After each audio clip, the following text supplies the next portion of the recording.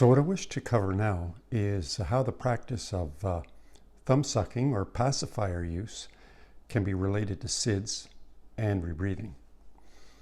You may or may not know, but statistics have shown that there is about an 80 to 90% reduction in the incidence of SIDS for infants who suck their thumb or use pacifiers.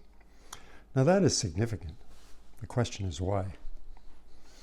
Well, there are other theories, but my contention here is that these practices prevent rebreathing, and since they prevent rebreathing, they prevent SIDS occurring. So how can these practices, thumb sucking or pacifier use, prevent rebreathing? There are two main ways that this might be the case. The first is that the fist or pacifier is in front of the infant's face, preventing the infant sleeping face down, prone. It's too uncomfortable. And they turn their head to the side, which is more comfortable and relatively safer. Also, the fist and pacifier may leave some space between the nose and bedding, enabling improved air circulation. The other is that these practices force an infant to breathe through their nose rather than through their mouth, which is more efficient.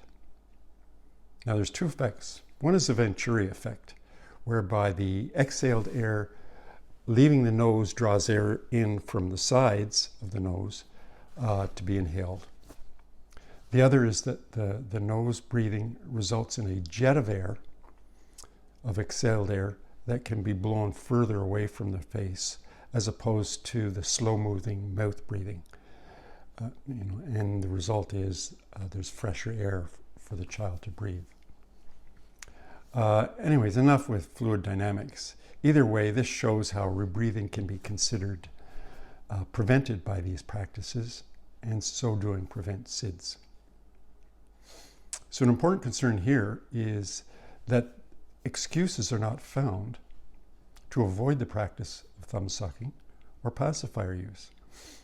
My concern here is that boys may be prevented more than girls, and this might account for why boys more than girls suffer SIDS outcomes. Now, I haven't found any statistics on the practice other than that boys and girls practice thumb sucking at birth equally. But after age 2, girls more than boys will continue the practice.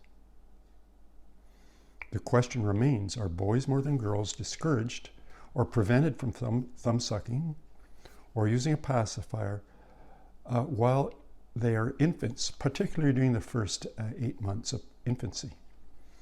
Now, I have not found any statistics on this issue, but I believe it's important. So what are some of the attitudes that drive the adoption or avoidance of these practices?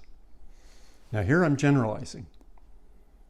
Now I've read that some consider thumb sucking to be girlish or babyish.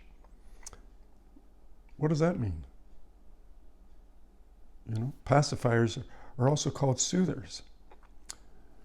Do some consider that it's okay for girls, but not for boys who need to toughen up? In other words, boys get tough Tonka toys while girls get dolls. Boys get footballs and toy guns. Girls get playhouses and play kitchens. In other words, are girls being prepared to be caregivers while boys to be strong, emotion-free, protectors and defenders in a violent world?